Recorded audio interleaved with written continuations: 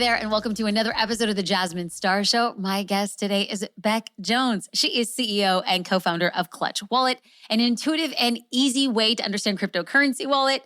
Now, here's the thing. Before people are like, wait, Jasmine, we know you've been getting in the Web3 crypto space. No, this is actually going to be the story of a founder, somebody who's building a business. Now, oftentimes, there's been a friction point where I will talk about how business works in Web3, how business it pertains to crypto. But we're actually going to be focusing on the use, we're actually going to be talking about the founder's story. We're going to be talking about the pressure points, what she's faced, the trials, the tribulations, the choices that she's made, and really understand the businesswoman behind the business so that we then can identify in similar struggles, in similar decision makings, and learn from what she's gone through to expedite our growth.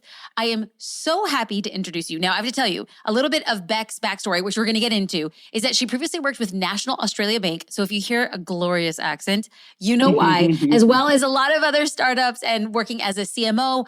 Beck started creating social content. It took off like wildfire. It opened the door for her to start a business. But before I get too much ahead of myself, please help me welcome Beck Jones to the podcast. Beck, thank you so much for being here.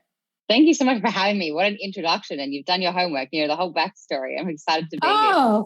Girl, I have been creeping on you. Now, here's the thing. I was actually going to second guess the decision of the word I was going to use, but I'm going to come out and state it outright. I'm very protective of the podcast. I know that listeners' time is the most valuable thing. And so a backstory of how and why I met and encountered Beck. So I drove to Los Angeles, Pacific Palisades. So you can kind of just smell the salt, the sea air. We're up tucked away in this hillish area just before you hit Malibu, just after Santa Monica. You're going up these really steep hills and you get into this really established neighborhood of older homes, all that have been redone, glorious, full-grown, mature hedges. And there's just an address that says, come to this event. But there's nothing on the outside to indicate that it's actually an event. And so I'm knocking on the door and nobody answers. So then I'm like, oh, okay, I guess I'm just going to creep in through the backyard, which I do because you're girls from the hood. I'm just going to walk into somebody's house. So I walk into this backyard and everything's beautiful and it's glorious. And there's a bunch of women there talking about connections between Web3 and crypto. Now, I don't know anybody, and I can have a tendency to be socially awkward. So I get there, and the first thing I do is I'm going to go over by the food station. And so then shortly thereafter, I'm having a conversation and somebody our circles kind of converge. And then I hear this really brilliant, understated, fabulous accent woman start explaining what she does. We start talking were we talking 45 minutes? We were talking for a long time. We got locked in. We were one of those two people that were in the group and we're just locked in. And I was just I love your story. You have to come and share the story. Now, I know it's going to be very Web3 crypto, but it's more of the business of doing something in a really new industry. So Beck, before we actually get to where you are right now and all the adventures and all the things you're doing, give us a little bit of a backstory so that we become entrenched in who Beck is, what made her the way that she is, and then what caused her to take a really big risk and get into something really freaking cool. So take it away. It's such interesting timing of telling the story because I think something is being a founder and learning to be one is figuring out what parts of your life have kind of brought you to where you are today. And it's so funny because the further I look back, I'm like, that actually makes sense now that I'm working in this because that was something that as a younger kid, I was so passionate about. I was doing a lot of this at that time of my life. And I think now I take my starting journey back to when I was at high school. I went and had my first internship at my dad's bank. And I remember going into this big bank and there was a whole floor of men working on in this kind of area. And I remember questioning my dad and kind of asking why aren't there any women in this business? I'm kind of looking around and there aren't any really anywhere. He's like, oh, well, that's kind of finance and banking. And I think I slowly started to catch on that finance and banking and financial empowerment, gave you a lot of opportunity and choice in your life. And when you didn't have those things, you were kind of restricted. And so that was that beginning kind of momentum behind a mission around financial inclusion that I think built from that young age. I moved into university. I studied business. I did a master's in business leadership, and I wrote a thesis while I was at university on women in the banking industry. And that was kind of that reference experience. And it was really to understand why there were so few women that weren't holding senior executive positions, and kind of recognizing that when you don't have women in those kind of tier leadership positions, you don't have people being brought through the ranks and kind of moving through that way. And that's kind of part of the system that is broken and the problem. And so part of that research paper was understanding, the women that did manage to get there, how did they get there? What were the pain points that they went through? And then what were the strategies that they would suggest to other women that were looking to kind of enter into this world of finance and the economy? And that really paved the way then for me to move into the banking industry after I actually finished university. I did 4 years in the bank. And that was when I came across cryptocurrencies. And I'd made no investments at this point. I was kind of just getting my first lick of some kind of a salary. And I think when I got introduced to the idea of cryptocurrencies, it was on the backdrop of the bank I was working for had actually just gone through what's called a Royal Commission. And what was happening was they were getting brought before the courts for bad decisions that were made internally in the bank. And I was then introduced to this idea of cryptocurrencies and tokens that were a financial, I guess, like a new economy that would operate without these kind of centralized systems. And I got to see, I guess, the fault of the current system and the opportunity with this newly one that was being introduced to me. What year is this, Beck? What year? 2017. Got it. Okay. Wow. It's maybe 4 or 5 years into the industry itself. I think like a lot of it started on the dark web. A lot of it started with like very early adopters and kind of coders and developers. And then it slowly started trickling into like the traditional financial system. And people in the banks were talking about it. But it was in this really like hush-hush way. Like bankers would talk about it in their lunch breaks or at the pub after work, but it wasn't really spoken about in the bank because there was this fear that was this new economy and blockchain technology is developing. And there's a possibility it's going to remove like our traditional systems and where we're working. So it wasn't mentioned in the bank. So fast forward, I made a couple of investments. I started getting like obsessive with it. And honestly, I hadn't really come across something that I deep dived into that much before. And I just remember reading blogs on my way to and from work, listening to a podcast by a lady called Laura Shin. And she was like an icon as well, that it was one of the only females I could find at the time that was kind of speaking on the Web3 crypto space. It wasn't called Web3 then, it was called crypto. And I think the other thing I was doing was watching like YouTube videos, trying as much as I could to like research and figure out, what was going on. And there wasn't the beautiful library of resources that we have today. And so, Beck, can I pause? Yes, please. Okay. So somebody's listening right now and they're trying to find an identity within your story. This is what we all do as humans. When somebody else is communicating, we want to put ourselves in the narrative. And even though there's somebody who's listening who may not have had a father who worked in a bank or wrote her, master's thesis on limited representation of females in the financial and banking sector. And even if we can list all the reasons why we are different in nature than Beck, but what she's saying at the highest level is she became fully invested and interested and obsessed in learning more about a thing. Now, wherever you are right now on your journey, it doesn't necessarily have to take the form, but this is something that Beck is not calling, it's calling to her. And so whatever time, and she didn't say, I went on this lifelong, journey through the outback to figure it out. She's like, I'm on my way to work and I'm reading blog posts and I'm going out of my way to find out answers to questions that I'm not really sure I quite have. So as we listen to this is the beginning origin of somebody, and I can't wait for her to share what she's been doing. Okay. But I just want to normalize the conversation of she's just has more questions than answers. There's limited resources to what she's looking for. And yet on her commute time, she's just doing the work. Okay, Beck, take it away. That's definitely it.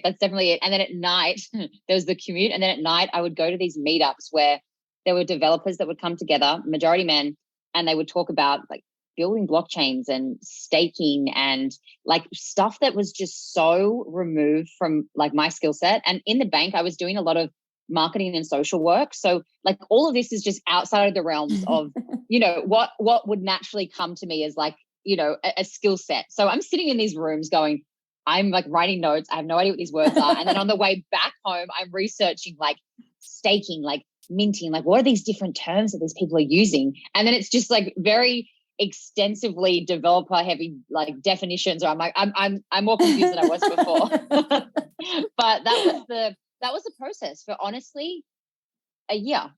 And then all of a sudden I got an opportunity where a friend had started a consulting business and he was consulting to cryptocurrency companies that were just starting. And he was looking for a person in marketing and social that could help with this like community management side of of crypto that was building. And that was new to me. It was like, hey, if you're going to launch a token in this crypto space, you do that with an audience of people. You manage them in like a group chat scenario. You have to create content. You have to keep them updated. You have to educate them. There's a whole lot of marketing materials and community building that's a part of this.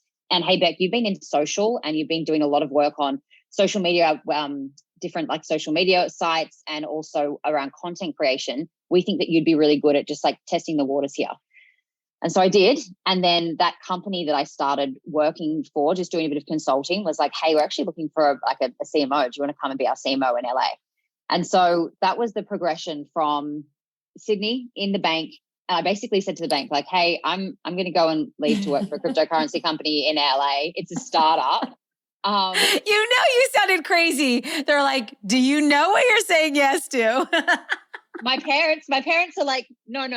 This wasn't the plan. You went to university, you got into the bank, and now you're stable. Like you're covered. You're going to have your kids. You're going to get protected. Like you're going to meet your husband in the bank.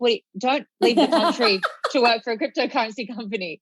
This wasn't the plan. And so I did. So I left. I left Australia. I moved to LA. I started working for this cryptocurrency company. I did 2 years with them. They were acquired. And then I worked for another DeFi company. And I think when I was working for this DeFi company, I had this moment of like, okay, I've been in this industry now for 3 years. I'm getting a really good feel. What's a DeFi company? Great, good question. So a decentralized finance company. And so there's like a sub industry within crypto where you have centralized businesses like a Coinbase, and then you have decentralized businesses. And the way that they are run often is that all of their products are set up in a way that the customer is like the owner of their assets and their experience. And so it's a new kind of it's a newer area of crypto that's been building out since around 2019, 2020. And it allows for the user to be empowered with their own assets, and it relies on technology to remove the middleman. And so it's simply relying on technology to do the job of what we've relied on people to do.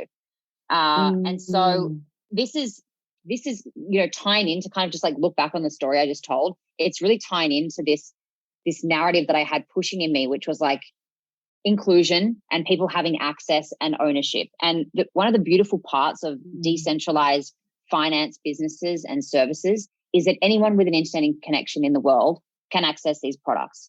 And one of the biggest problems in the world still today is there's 1.8 billion people that are unbanked. And what I mean when I say unbanked is that they can't open a bank account because they either don't have a license or a passport or identification, which allows them to basically go through that process. They might have had some kind of bad history, or they might just be in a relationship for a lot of women where they're not actually allowed to have financial autonomy. And so now enter a world where technologies are being built and you can actually interact and have your own financial products without needing anything. You just need an email address.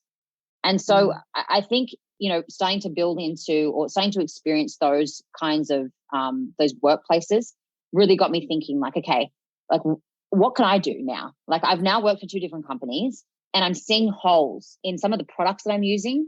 Wallet's being one of them. I'm seeing holes and I'm getting frustrated because this thing doesn't feel that good, or it's really clunky, or I'm having to explain to my friend, my mom, my cousin, my auntie, who all want to open cryptocurrency wallets. I have to sit down with them for 30 minutes to explain it.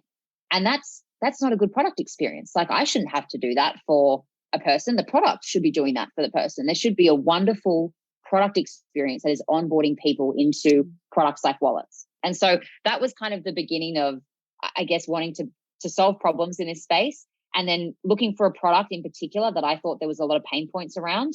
And to me, that was the wallet. And then I thought, okay, well, there's a lot of wallets out there. How am I going to be different? Like, what am I going to change?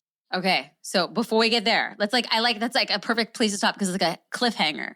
Lots of options. Like, what am I then going to do? So as we're listening, the connection point between Beck's origin story is like things had been planted. She had been moving in the direction, and it was in the process of doing. Now, Beck never set out and said, hey, I really want to take this big adventure. I really want to take a big risk. It was more of like, I'm doing something that's, scratching an itch. I'm doing something that I'm interested in. And in the process of doing, in the process of the nitty gritty work, she realizes there's a gap.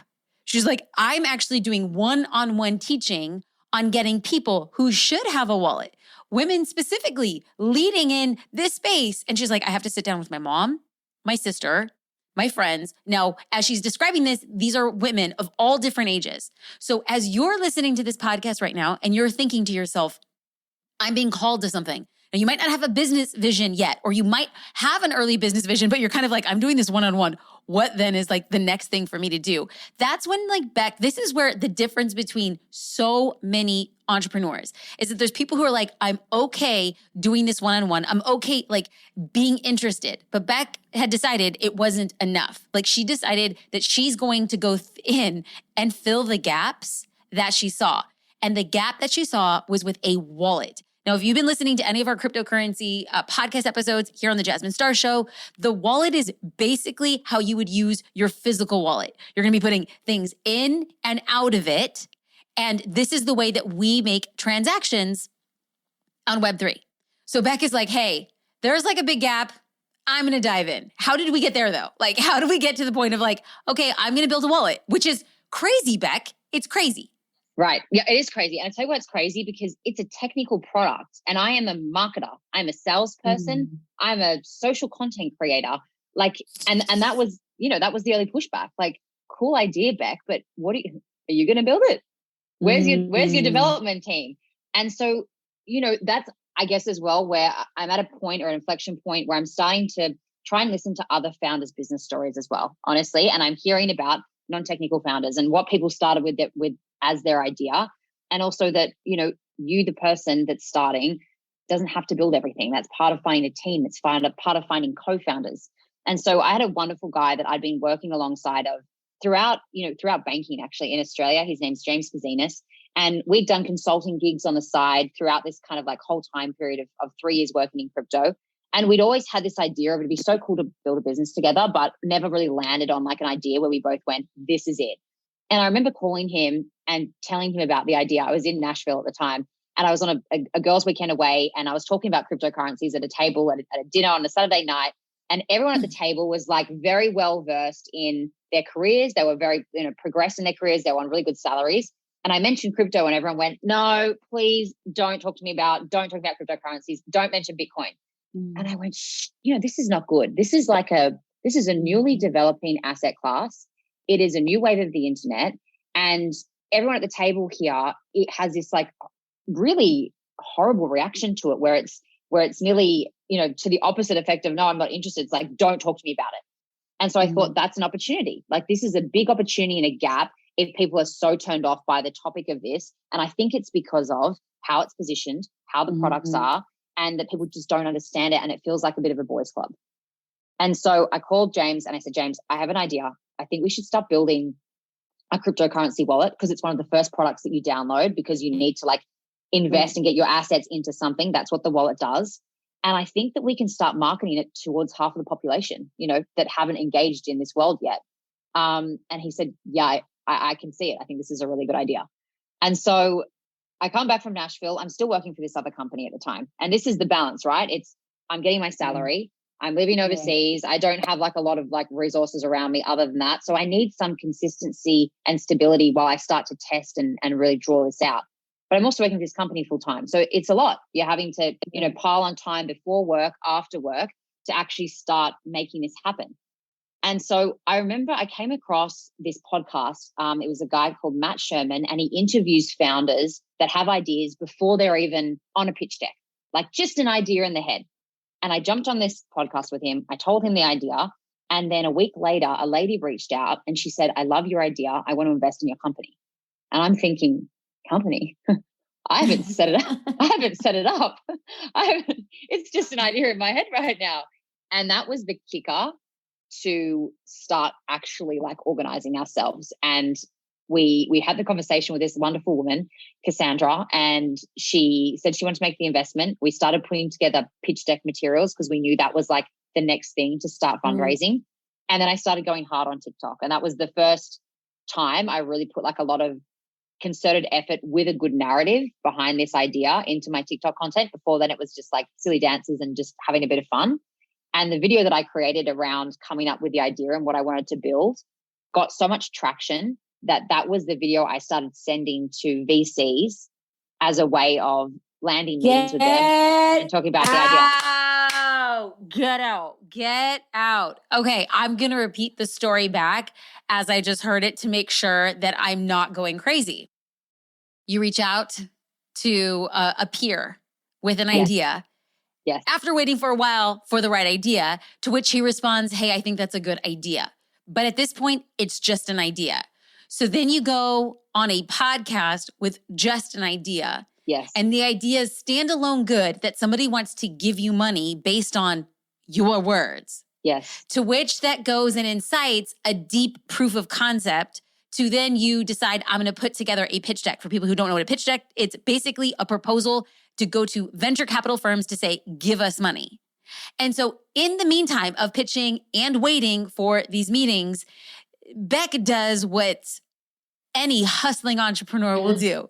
You go to TikTok. Okay, so TikTok is where Beck starts creating content strategically around a topic so she can build herself an authority. Before she has a single thing out for people to buy, she's basically saying there is an underserved market. And instead of just using a pitch deck, she says, hey, I think we should have a meeting. But her and quite honestly, thousands of other people are trying to get money.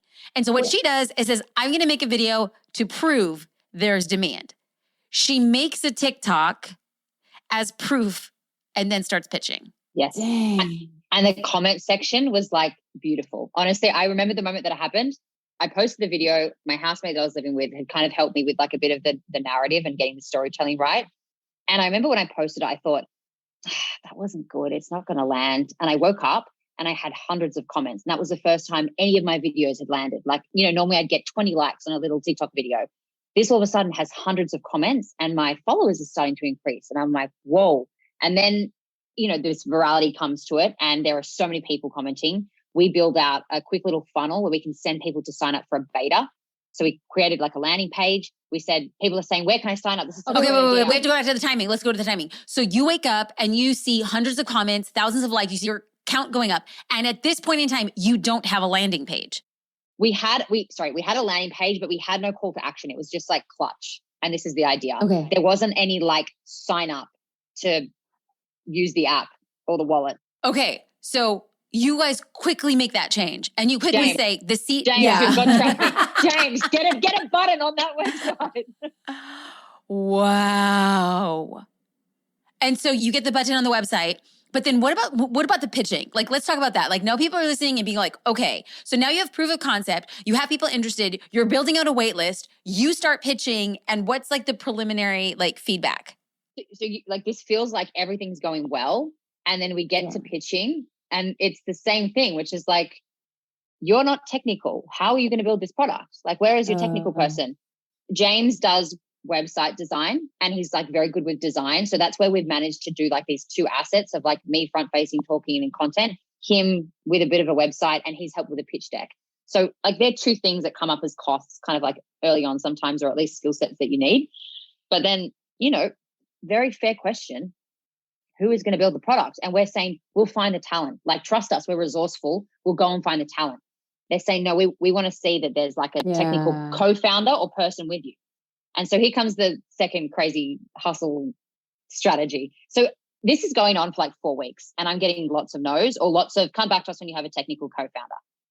And we're trying. I've spent, I'm now, we're spending our personal money on ads on crypto podcasts to try and find a technical co-founder for a wallet. And this isn't super like, there is so much being built in crypto and Web3.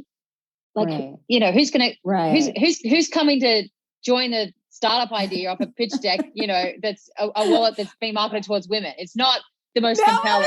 Wait. Who's going to join a non-technical co-founder who got famous on TikTok? Sign me up. She's like, put me on. Love this. Okay. So we get desperate and I'm trying to think creatively. Where am I going to find a person? So I go on to Hinge and I make a profile. Wait for this. I set it to San Francisco. My profile is my professional pictures, a picture of the logo of Clutch. And I say, I'm looking for a technical co-founder. we need people with these skill sets. This is where the business is at. We're having conversations with VCs that will give us X amount of dollars if we can find a technical co-founder. Are you interested? Oh my God, shut up. What happens? I'm dying. 2 interviews, not successful. Okay.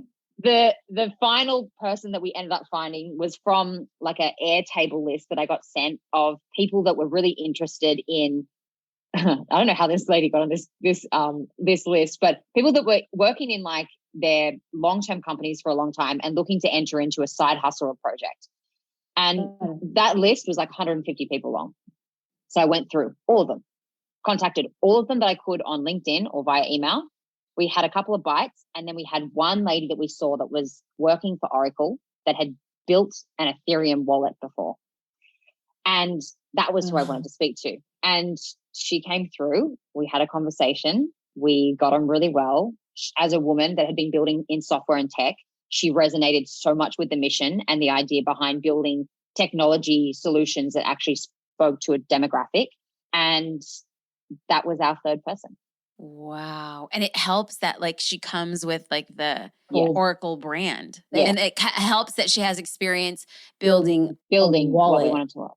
So that changed conversations. All of a sudden, we have a technical person to join our conversations with venture. We've also demonstrated during this time to the venture capitalists we spoke to at the beginning, hey, you said there was a problem. We went and solved it. Exactly.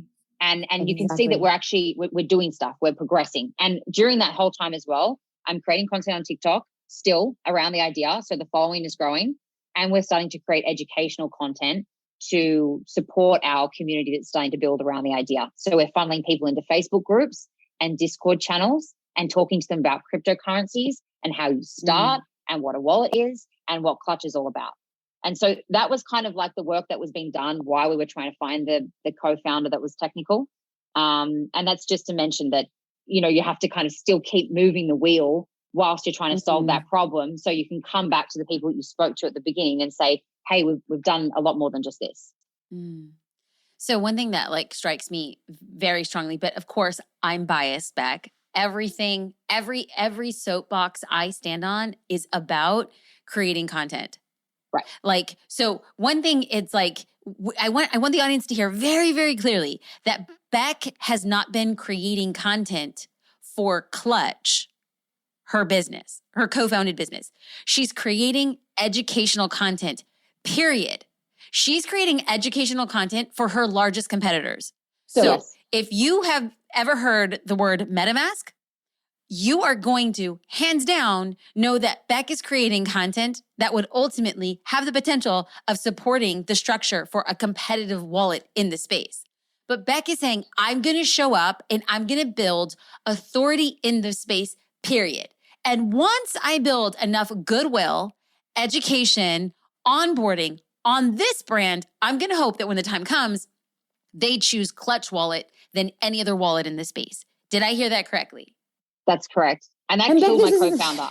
My co-founder's like, I don't want to make, Beck, please don't make content for Coinbase. And I'm like, yeah, but I want our users and our community members to get started now. I don't want them to have to wait for our products. This builds trust. This builds reputation. This shows that we are an authority. And I think this is how we actually build community. And, you know, it took us a couple of months after that to actually have a product live. So it was, I think, one of the best things we could do to actually, you know, capture some audience and build that credibility early on. So now that you're here and you have pitched and you have successfully raised funds, where are you at in your journey? We are at the point of, we closed our round after like 4 months of pitching. We closed our round in April. And then we have built out our first web application of our wallet in 4 months, which is a very short time frame. Crazy. That's crazy. We have our first 1,100 beta testers using the product this last week and a half.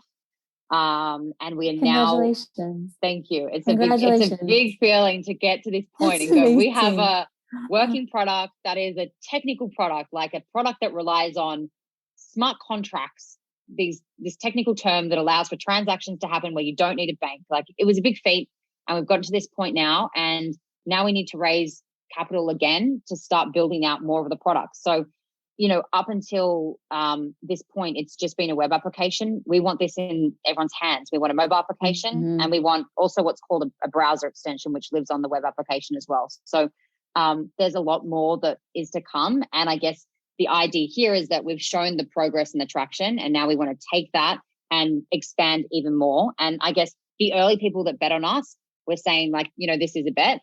And there were a lot of people that we spoke to that said, look, we actually want to see you build something. So now I'm at the point of going back to those people and saying, hey, we've taken 4 months to build, and I'd love for you to invest so we can take this to the next stage. That's incredible. So one thing that really strikes me in that journey is, for all intents and purposes, Beck, they said no. Like, did they give you money? Yes or no? No. And so many. So many. 60 people and what you're doing said no. Yes, but what you're doing is you're going back to the no and said, again? Are you going to say no again? Yeah. I've now gone and done it. And that's, you know what? There's a part of me that's like, I kind of get it. You don't know me. Right. I haven't been able to show you that much traction yet. Maybe you're a fund that invests at the next stage. That's okay. Let me come back to you. Let me show you what we can do. Right. And this is what we're going to do. We're going to build a web application. We're going to get testers. We're going to build out partnerships. We're going to build some kind of a brand with this little bit of money that we've raised.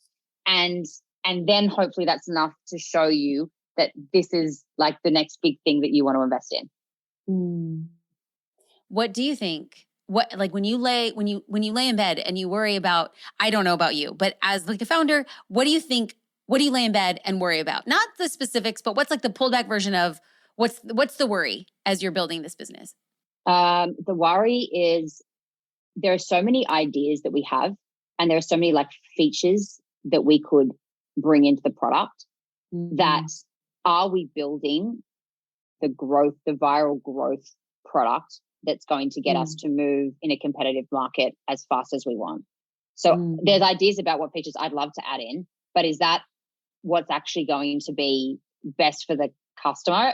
Is that what they want? And then there is this other challenge, which is people will tell you what they want, but sometimes they don't know what they want because they haven't seen it yet. Right. And so that's another kind of balancing act. So there's some of the things that keep me up at night, which is like, we have so many ideas. We're going down this line of thinking with the product.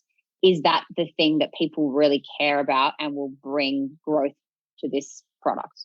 And what are the things that you find, like when you lay in bed at night, and things that you're most hopeful for? What is that?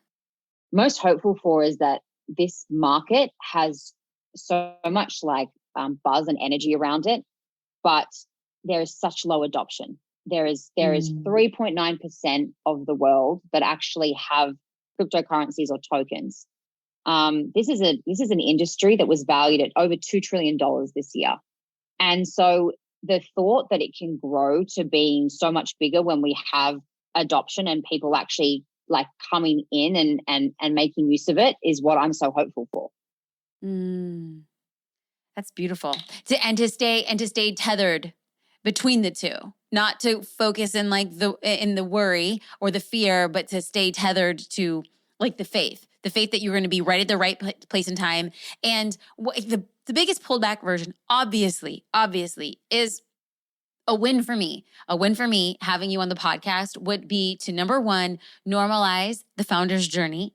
Because I think on the outside, back when I first met you, I was like, this girl is like, she, has the Midas touch. You are like a walking goddess, and like, look at how amazing, and look at this money they've raised, and look at her co-founders, and look at all this stuff. And then what we hear is like, I got on TikTok. Like, I went back to people who said no. I basically sat down with people to figure out what you need to create in order to not sell the product first, but to build trust. And I see that story and I hear it, and I think to myself, what a massive win for so many people who are listening who have to go through the same thing. It's like trusting the process and being relentless. The second big win would be to normalize what it means to give access, specifically, obviously I'm biased, to women in this space. There is an opportunity that has not been, for my parents, my great-grandparents, my grandparents, beyond that, to actually have the opportunity to get in on the ground level of something that's going to be transformative. And the only thing I want people to do, specifically women, get educated. just know your options. Don't, when you're at a dinner table, turn away immediately or just say, if somebody tells me an NFT project, I'm going to throw my glass. Like, actually just be open to the conversation, because this will change your life and potentially your business. And then they're going to have tools in the future like Clutch Wallet. And so I'm bringing Beck on to focus on the founder's journey, but to also normalize the conversation, in which I believe in less than 10 years is going to be on the tip of everybody's tongue. And we could say, this is where the story began. And we got to see that journey. So for all intents and purposes, Beck, for people who want to follow your journey, where do they go to connect with you? And then where do they go to connect more with Clutch and learn from your amazing content that you're putting out? Sure. Thank you for that highlight. I'd love for people to follow me along on TikTok. My TikTok name is Crypto Beck, and there's an underscore after Beck. And Beck is BEC. In Australia, we do BEC, we don't do BCK. And then Clutch, you can visit www.clutchwallet.xyz. Our product is live for people to start testing. And so anyone that is interested, I would absolutely love for you to give the product a trial. What I will say is we've been thinking about building this product with a first-time fresh to Web3 crypto user in mind. So if your audience and anyone in your audience are people that are like, I've never thought about going into this industry, it doesn't really make a lot of sense to me, or there's just too much, or when I open a MetaMask wallet, that one time my friend showed me, it was really confusing. We've really tried to build like an onboarding experience where you can choose, I'm a first-time user or I'm an expert. I've come through before. I don't need to go through an onboarding flow.